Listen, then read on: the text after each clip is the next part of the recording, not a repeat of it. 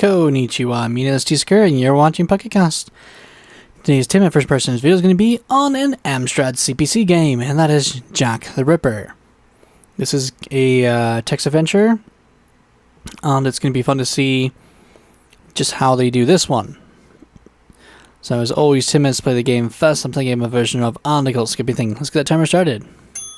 Timer started, and away we go. Okay, so we're going to be doing the first story. Let's see. Jack the Ripper. Any key. Where's the any key? The year was 1888. The day, I shall never forget it. August the 31st. There was no swirling pea soup fog, reducing the gas lamps to yellow blurs, hanging in a cold grey sea. On the contrary, it was a mild night, following an exceptionally warm evening. It had been a splendid summer, and we seemed set for a pleasant autumn. If anything, these conditions increased, rather diminished the horror of the events that followed. Certainly, they left me all the more unprepared, as if one could ever be prepared for such vile and unnatural evil. I was at the Whitechapel Road, end of Brady Street. The street led north and south, while Bucks Row cut off to the west. What was I to do?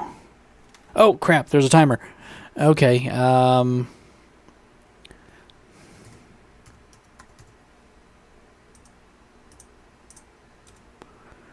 curious prompting urged me to take the northerly direction, but I resisted it, for my way led down Bucks Row.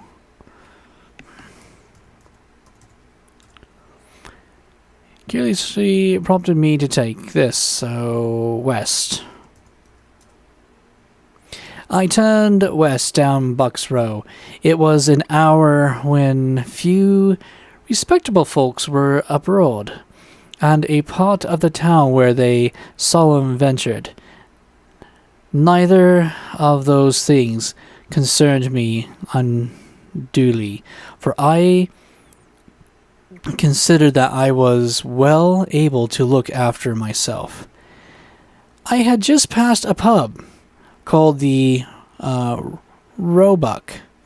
Its doors were closed and its windows dark, though I knew the regulars would still be gathered about the bar. I was passing a dark and rather grim-looking alleyway, when to my surprise I saw a man emerge from it. A man of the type one would least expect to see coming from that alley at that time of night. He was dressed in a dark city suit. He was simply built, almost delicate in appearance. He wore a small goatee, a beard, and a smile which was at once pleasant and even seraphic in its innocence, and yet carried a hint of something degenerate, like a picture of an angel upon a rotting and worm-eaten canvas. I saw his face for but a moment, yet it has remained before my eyes day and night since that time, though heaven knows I have since seen sights far more obliviously terrible, which might have driven it from my mind. I was in Buck Row, which led east and west. The alley ran south. The man was walking briskly off to the west. I wondered what I should do. South. I turned south into a narrow alley between two rows of houses. It led northward, but ended in a high, blank wall. The first thing to strike me was that stench of the place. It was an unpleasant, organic smell, quite unlike anything I had smelt before.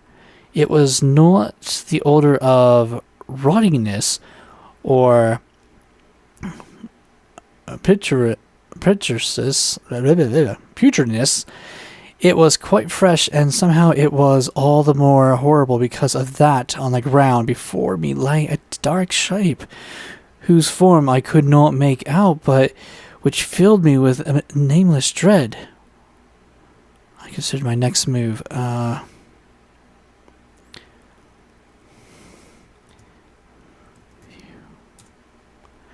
Something obscure promptly entered my head, but I understood it not. Okay, let's see. View. Look. I turned south into the narrow alley between two rows. Okay, on the ground before me lay a dark shape, whose form I could not make out, which filled me with a nameless dread. Okay.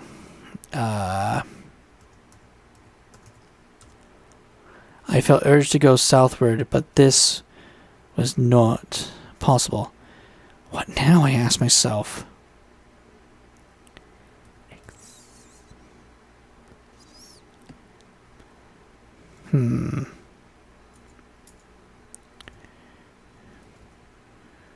View.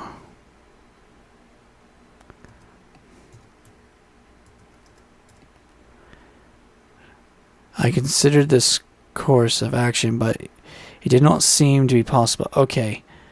Crud, and turned around on the ground before me lay a dark shape. Swim I could not make out, but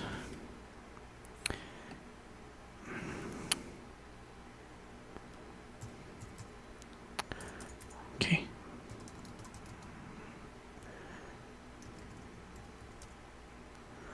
Nope, that doesn't do it. I hate this.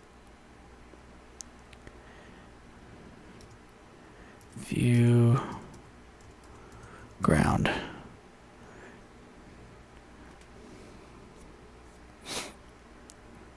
Okay, I considered the... Oh, okay, crud.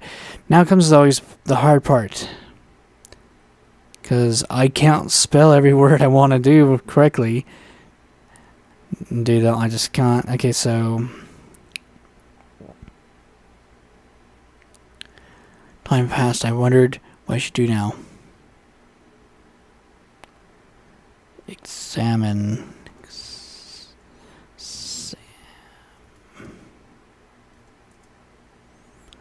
Probably no, I completely spelled that wrong. I know.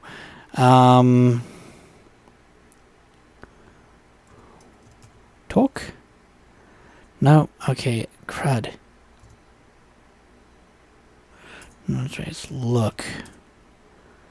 Turn south into a narrow.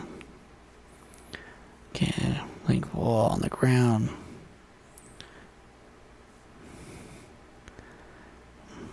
I can't think of what to type because it was examine. Exam.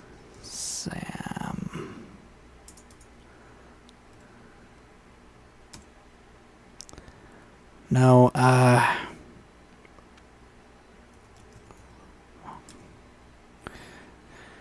okay, Dread.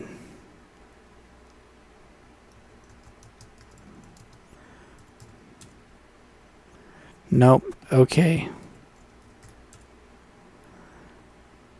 Darn, doesn't have a help feature.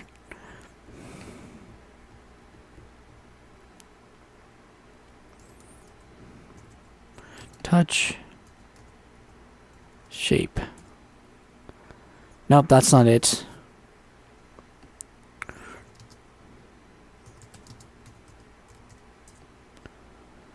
No, not that either. Okay, let's try north then. I turned and fled from that dreadful place. As I emerged from the alley, I found myself suddenly brought to a halt by a massive form and an iron grip. I had rushed pell-mell into the arms of a brawly policeman. My next action was, I am now aware of it, foolish, in the extreme panic seized me, and with a single blow, I knocked the constable to the ground. Oh no! Okay, timer's up. Let me finish this. To the ground and took to my heels, but not before he had managed to shine his lantern in my face and get a good look at me. Okay. I'm liking this. Ooh, this is definitely creepy and I like it. For those of you who've never done a text adventure, basically, as you saw, I was typing different things. My problem is, since I can't spell very good on certain things, I have a problem of typing in the wrong thing and it doesn't work. Now, in a text adventure, a lot of the times, if you do get the manual, they'll at least let you know, hey, at least I think they do, these are the commands you can use. And so you just gotta figure out your commands and type it in to make sure that you're able to do stuff. Now, also, doing a text adventure, it's always good to have a notebook by you. That way you're drawing a map and you're taking notes of your inventory and what's going on. So that's always, a plus. I like how this is going. Jack the Ripper is one of those famous stories that is infamous. It really is. So having a text adventure based off of everything is going to be fun to really go through and just to really enjoy. So really excited to give this one a try because of that. It'll be fun to go through and just see what outcomes they have for this particular version of the story. That will be a lot of fun. And I'm already liking what I'm reading because they do a good job of expressing themselves, and I really like that. So, yeah. Well, I didn't die this time. I just did horribly on deciphering what I'm supposed to do yet. Go figure, right? Oh well, at least I have this and I get to enjoy it, so that makes me really happy. And it's definitely one of those games that if I had an Amstrad CPC, I would, without a doubt, have it for that system just for I can play it. So, one I would say, give it a try, because it's based off of an amazing story, so it'll be a lot of fun to go through. Well, I hope you guys enjoyed watching and enjoying my horrible reading talents. Yay! This is T Secure saying ciao and sayonara.